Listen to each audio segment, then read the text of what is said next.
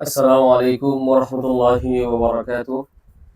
আজকে আমাদের দ্বিতীয় ক্লাস। তো আমরা এই ক্লাসের মধ্যে শিখব যে হরফগুলো, আরবি যে হরফগুলো, এই হরফগুলোর বিভিন্ন রূপ থাকে। তো বিভিন্ন রূপ যে থাকে, তো এই রূপগুলা কেমন হয়, দেখতে কেমন হয়, সেই হরফের রূপগুলো আমরা দেখব যে এইগুলো কখন কোন রূপ ধারণ করে। তো আমরা যদি দেখি, আমরা প্রথমেই দেখতে পাচ্ছি যে এখানে একটা বা হরফ, এখানে একটা বা হরফ। এই যে যত হরফগুলো আমরা দেখতেছি, এই যে হরফগুলো, এই হরফগুলো হলো প্রথম রূপ। যখন হরফগুলো একাকে আসবে, আমরা কোরআন শরীফ তেলাওয়াতের সময়, কোরআন মাজিদ তেলাওয়াতের সময় যখন আমরা দেখবো হরফগুলো, দেখবো যখন হরফগুলো একাকে আসবে, তখন হরফগুলো এই রূপে আসবে। বা আমরা হরফগুলো শেখার সময়, 29 হরফ শেখার সময় যে রূপগুলো দেখেছি, এই প্রথম লাইনের যে হরফ, এইগুলো, এই যে দেখতেছি যে আমরা বা। এছাড়া যদি আমরা দেখি যে বা হরফে যদি দু তিনটি হরফ বা চার পাঁচটি মুরাক্কাব হয়ে যদি হরফগুলো আসে, তো হরফগুলার রূপটা কেমন হবে? যদি এই মুরাক্কাব হয়ে আসে, তিন বা একাধিক, তিন বা তার বেশি যদি হরফ বা দুই বা তার একাধিক হরফ যদি একসাথে মিলিত হয়ে আসে, তখন বা হরফটা শুরুতে এই নিয়মে আসবে। বা যত হরফগুলো আমরা দেখতেছি, তো এই নিয়মগুলাতে আসবে। আর যদি এই হরফগুলা যদি আহ, মাঝামাঝি আসে, তিন বা তার অধিক হরফগুলার যদি মাঝামাঝি এই হরফগুলো আসে, তাহলে এই হরফগুলার রূপ হবে এমন। হরফগুলোর রূপ হবে এমন, এই যে বৃত্তের মধ্যে, লাল বৃত্তের মধ্যে বা চারকোণের মধ্যে আমরা দেখাচ্ছি, এই নিয়মগুলো আসবে। তো আমরা হরফগুলা যদি আবার আমরা উচ্চারণ করি, এটা বার প্রথম রূপ, এটা বার প্রথম রূপ। বা বার দ্বিতীয় রূপ, যেটা মোরাক্কাব শব্দ শুরুতে আসবে, এই বা। বার তৃতীয় রূপ, যেটা বা মোরাক্কাব শব্দের মাঝামাঝি আসবে, বা। ঠিক তদ্রুপ তা, তা, এটা মোরাক্কাব শব্দের শুরুতে আসবে, তা, এটা মোরাক্কাব শব্দের মাঝামাঝি আসবে। এই যে সা, এটা একাকি আসবে, সা, এটা মোরাক্কাব শব্দের শুরুতে আসবে, সা, এটা মোরাক্কাব শব্দের মাঝামাঝি আসবে।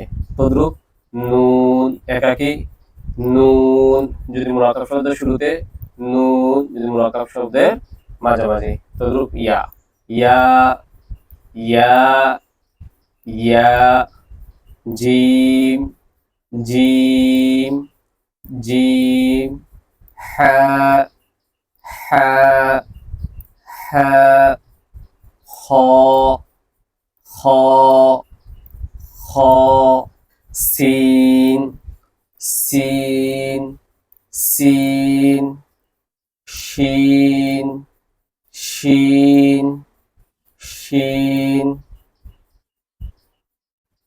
এখানেও তদ্রুপ, সদ যদি একাকে আসে এই রূপ ধারণ করবে, সদ যদি শুরুতে আসে তাহলে এই রূপ ধারণ করবে, সদ যদি এই মোরাকাব শব্দের মাঝামাঝি আসে তাহলে এই রূপ ধারণ করবে। এগুলো আমরা সামনের ক্লাসগুলোতে, আমরা যত যাব সামনে, এই হরফগুলোর সাথে আমরা আরো বেশি পরিচিত হব। আর এই যে রূপগুলো আমরা তখন দেখতে পাবো, বা সামনে যখন আমরা বানান করে করে করবো হরকত সহ, তখন আমরা এইগুলা দেখতে পাবো ইনশাল্লাহ অনেক বেশি পরিমাণে।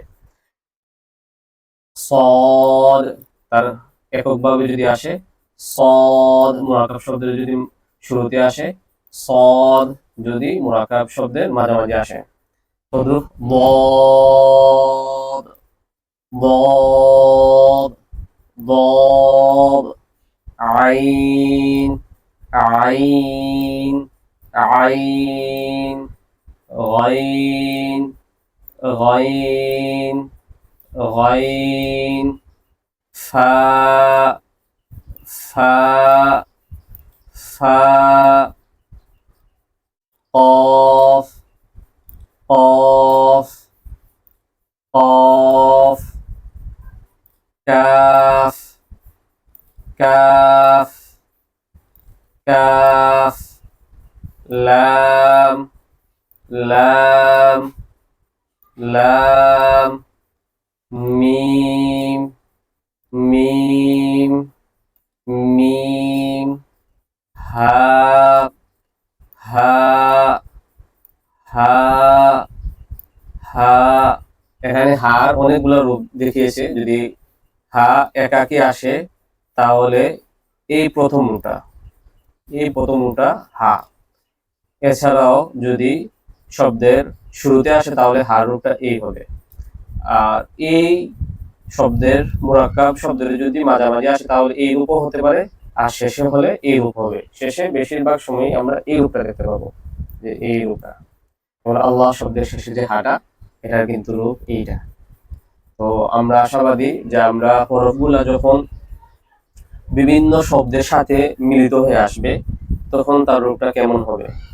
তো তখন তার রূপটা আমরা স্ক্রিনের মধ্যে যা দেখতে পাচ্ছি এই রূপগুলোতেই হবে। আশাবাদী আমরা ক্লাসটা ভালোভাবে বুঝেছি। যদি কারো কোথাও বুঝতে সমস্যা হয় তাহলে আমরা কমেন্টের মধ্যে জানিয়ে দেব। ইনশাল্লাহ তার এই সমাধানটা আমরা হয়তো ভিডিও আকারে দিব, বা যদি তার পার্সোনাল যদি নাম্বারগুলো তার পার্সোনালি যদি তার সাথে যোগাযোগ করা সম্ভব হয়, পার্সোনালি আমরা জানিয়ে দেব। আশাবাদী আপনারা কমেন্ট এবং শেয়ার, সাবস্ক্রাইব করে আমাদের সাথে থাকবেন। আসসালামু আলাইকুম ওয়া রাহমাতুল্লাহি ওয়া বারাকাতুহু।